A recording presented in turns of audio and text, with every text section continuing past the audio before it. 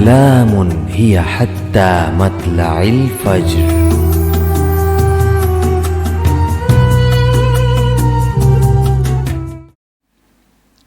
بسم اللہ الرحمن الرحیم. السلام علیکم پیارے بچوں، آپ دیکھ رہے ہیں پروگرام سیر المرسلین اور میں ہوں آپ کی دوست عائشہ زاہد.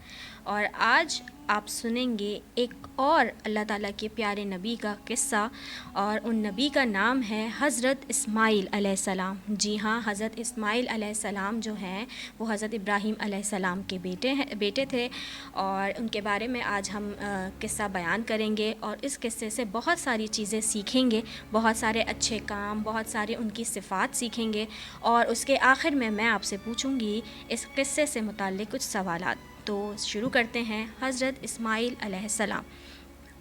حضرت ابراہیم علیہ السلام اور ان کی اہلیہ یعنی ان کی بی بی ہاجرہ کا ایک بیٹا تھا جس کا نام اسماعیل تھا. حضرت اسماعیل علیہ السلام بچپن ہی سے فرما بردار تھے. حضرت ابراہیم علیہ السلام نے اللہ تعالیٰ کے حکم پر بی بی ہاجرہ اور حضرت اسماعیل علیہ السلام کو صحرا میں چھوڑ دیا تھا. صحرا ایک ایسی جگہ جہاں چاروں طرف ریت ہی ریت، مٹی ہی مٹی ہوتی ہے. اللہ تعالیٰ نے ان دونوں کی دیکھ بھال کی اور انہیں آب زمزم سے نوازا.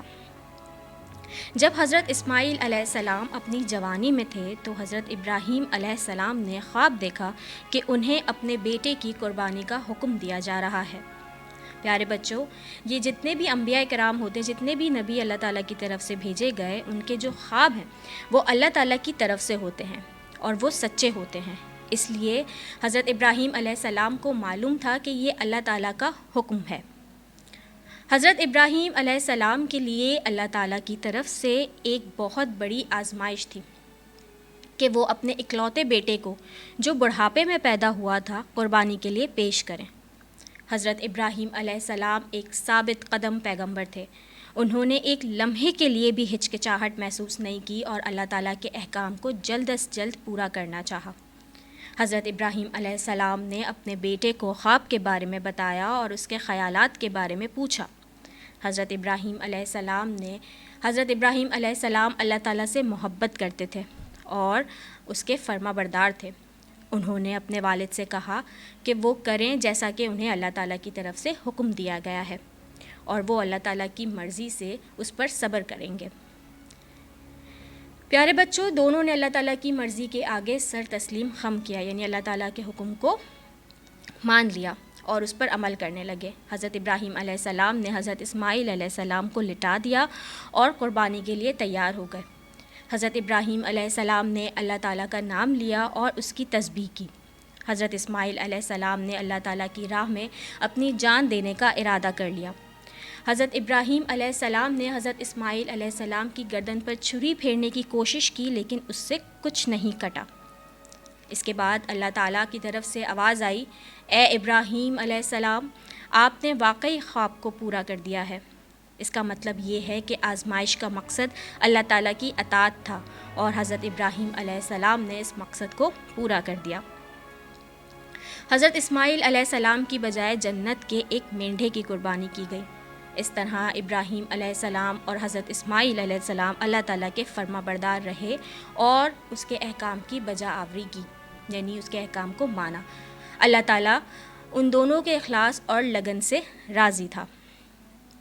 تو پیارے بچوں، قربانی اور اللہ کی اطاعت کے اس جذبے نے عید الاضحیٰ یعنی قربانی کا تہوار کو سنت بنایا. یعنی جو ہم قربانی کرتے ہیں، جس عید پر ہم قربانی کر رہے ہوتے ہیں، وہ ہمارے لیے سنت بنا دی گئی اور ہم اس سنت کو ہر سال تازہ کرتے ہیں. یہاں پر یہ قصہ تو اختتام ہوتا ہے، لیکن اس قصے سے بہت سارے چیزیں بہت سارے سبق ہم نے سیکھے. ان میں سے کچھ میں آپ کے سامنے پیش کروں گی.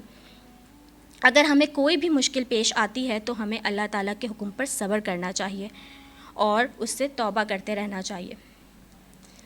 اللہ تعالیٰ کبھی کسی پر اس کی طاقت سے زیادہ بوجھ نہیں ڈالتا. ہر مشکل کے ساتھ اللہ تعالیٰ ہمیں صبر کرنے کی توفیق بھی دیتا ہے، اور ہم ہر مشکل کے ساتھ، ہر مشکل کے وقت ہمیں اس سے ڈٹ کر وہ لڑنا بھی چاہیے اور اس مشکل کو ڈٹ کر اس کا سامنا بھی کرتے رہنا چاہیے. تو اب بڑھتے ہیں اس سیگمنٹ کی جانب جس میں میں آپ سے پوچھوں گی اس قصے سے متعلق کچھ سوالات اور آپ مجھے دیں گے اس کے جوابات میرے کامنٹ باکس میں. اس کے لیے آپ یا تو اپنے ممی پاپا کی ہیلپ بھی لے سکتے ہیں یا خود بھی جو ہے وہ اس کے جوابات مجھے بھیج سکتے ہیں. تو پہلا سوال یہ ہے, کیا آپ جانتے ہیں کہ حضرت ابراہیم علیہ السلام کا خواب کیسا تھا؟ انبیاء علیہ السلام کے خواب میں کیا خاص بات ہے؟ مطلب کیوں کہتے ہیں کہ انبیاء علیہ السلام کے خواب ہیں تو بھائی یہ کچھ اسپیشل ہی ہوں گے, کچھ خاص ہی ہوں گے, تو کیوں؟ اور جب حضرت ابراہیم علیہ السلام نے حضرت اسماعیل علیہ السلام کو اپنا خواب بتایا تھا تو حضرت اسماعیل علیہ السلام نے کیا رد عمل ظاہر کیا تھا, یعنی ان کا کیا ریئیکشن تھا؟ اللہ تعالیٰ کی طرف سے اس آزمائش کا مقصد کیا تھا, یعنی اللہ تعالیٰ نے جو ان کو خواب دکھایا تو وہ کیوں دکھایا تھا, اس سے کیا مقصد تھا؟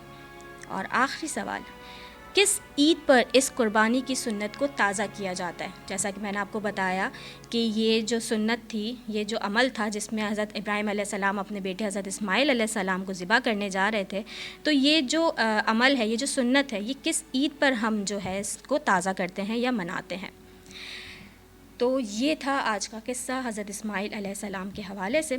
ایسے ہی میں آپ سے اگلی ایپیسوڈ میں ایک اور نبی کے قصے کو بیان کروں گی. تب تک کے لیے اپنا بہت سارا خیال رکھیے گا. اپنی دوست عائشہ زاہد کو دیجیے اجازت. اللہ حافظ.